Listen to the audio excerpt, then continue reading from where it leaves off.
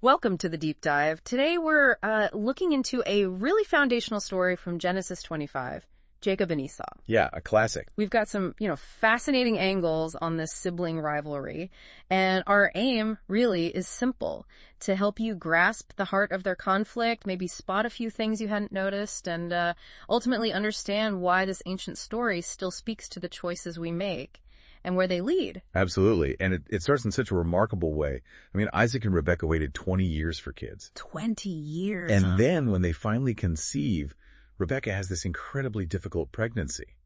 The text says the twins were struggling together within her. It makes you wonder what that felt like. I mean, really intense. And because of that, Rebekah actually seeks guidance, right? She goes to the Lord. She does. And she receives this really powerful prophecy. 2 nations are in your womb. 2 people shall be separated from your body. 1 people shall be stronger than the other, and the older shall serve the younger. Talk about setting the stage. I mean, conflict baked in from the start, and this complete reversal of the usual birth order expectation. It's compelling how it just frames everything that follows. And then the birth itself, well, it's quite a scene. Esau comes out first, described as red and kind of like a hairy garment all over. Vivid description. Right. And then Jacob follows, literally holding onto Esau's heel. Yeah. It's just this perfect picture of their lifelong struggle right from moment one. Exactly. That sense of inherent difference, competition, it's right there. The commentary we looked at even touches on how ancient views saw these prenatal distinctions as significant. Mm-hmm. It's definitely a stark contrast to some contemporary ideas about field development, though we should just note that neutrally. Well, just reporting the commentary there. But it does make you think about how we understand, individual nature from the very beginning. It really does. And as they grew up, these differences just became clearer, didn't they?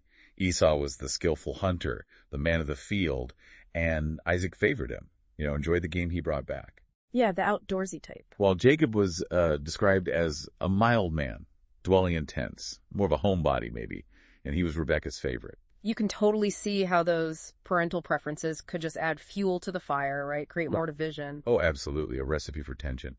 And then we get to that pivotal moment, the stew. Ah, yes, the famous stew incident. Jacob's cooking this red stew, and Esau comes back from the field, completely wiped out, hungry. Right. And he says that line, "Please feed me with the same red stew, for I am weary." He even calls it red stuff, almost dismissively. And Jacob just sees his chance. It's pretty calculated, actually. He says, "Sell me your birthright as of this day." Exactly. And we need to understand, this birthright wasn't just like a title or bragging rights. It carried huge weight. What did it entail exactly? Well, it typically meant leadership of the family, a double portion of the inheritance, and critically, the continuation of the covenantal lineage. It was like the keys to the family's entire future. Okay, so incredibly high stakes. And Esau's response is just, well, it's kind of shocking in its short-sightedness, isn't it? It really is. He says, look, I am about to die, so what is this birthright to me? He's completely focused on the immediate hunger, the temporary discomfort. It really shows how prioritizing that immediate gratification can just blind you to the long-term value, Absolutely. And this specific act gets called out later in the New Testament. Hebrews chapter 12 actually calls Esau profane or godless for trading his birthright for just one morsel of food. Wow, strong language. Very. And it highlights his later regret, how he sought the blessing diligently with tears, but it was too late. The choice was made. The consequence was set. It underscores the gravity of what seemed like a spur-of-the-moment decision. Yeah, it really makes you pause and think about those moments, those maybe smaller temptations where we might trade something really significant for just, instant satisfaction. One of the sources mentioned how small compromises can snowball. Exactly. It used the example neutrally, of course, of someone like King David, where a momentary lapse led to huge, long-term consequences, not just for him, but for his whole family. Little compromises open the door to bigger regrets. But it's also important, as the commentary points out, that Jacob isn't exactly portrayed as a saint here either, right? Not at all. He's clearly scheming, taking advantage of his brother's weakness. His flaws are on full display. And this becomes even clearer later, in chapter 27, when he and Rebekah deceive Isaac to steal Esau's blessing. Right. The Bible doesn't really shy away from showing the imperfections of its key figures, does it? It contrasts Jacob with someone like Joseph later, who seems, outwardly at least, less prone to such blatant sins. That's a good point. It presents these people realistically, flaws and all. And Jacob's deception of Isaac, well, it comes back around, doesn't it? He himself ends up being deceived later in his life. It really reinforces that theme. Choices have consequences. Esau's impulsive choice about the stew, Jacob's calculated deception.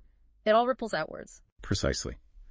The whole narrative powerfully demonstrates how our choices, especially those driven by immediate desire or maybe desperation, can shape our future in profound and often irreversible ways. It's a theme that just echoes throughout Scripture. So maybe a final thought for everyone listening. As you go about your day, maybe just consider, where might you be facing your own bowl of stew moment? What seemingly small, immediate thing might be tempting you to compromise something of much greater, maybe even eternal value? Yeah, what birthright are you guarding? It's definitely something worth reflecting on.